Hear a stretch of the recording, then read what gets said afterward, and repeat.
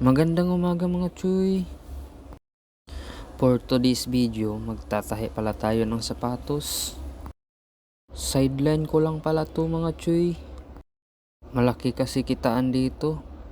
Kahit magtatahi ka lang ng sapatos, sulit naman yung kita dito. Pero may trabaho talaga ako mga Chuy, sa isang private company.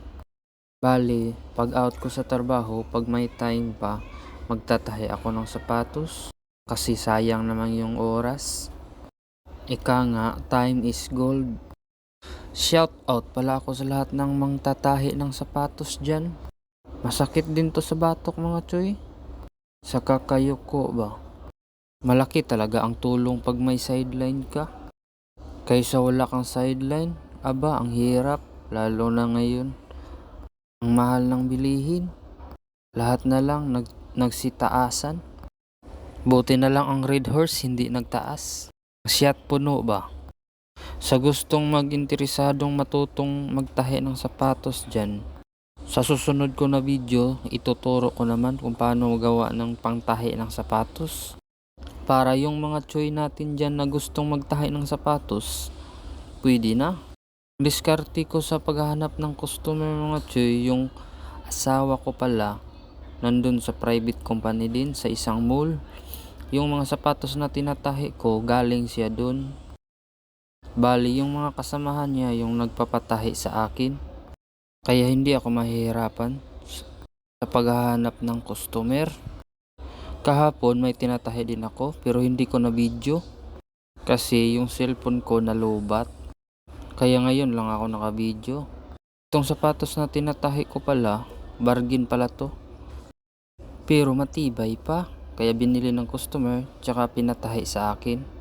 Para maging strong yung tumbanan ba. Tumbanan is a Bisaya word. Kung sa Tagalog, apakan pala yun.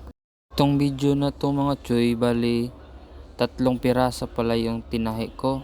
Ito lang yung video na pinakita ko kasi ang taas na. Pag ipakita po ko pa yung iba.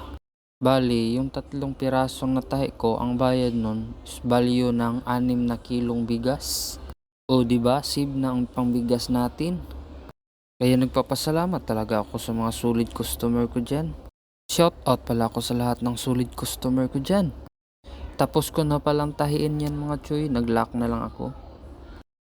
Ganyan lang pala ang pag-lock sa sapatos mga Choy pagkatapos mong tahiin.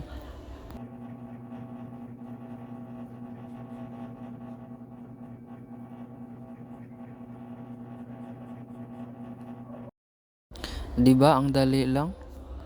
Ito na pala ang finished product natin mga Choy. May 1 week warranty pala to mga Choy. Pag madaling masira yung tahi, sa susunod na ipatahi, walang bayad.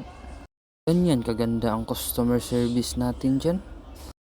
Thanks for watching. God bless.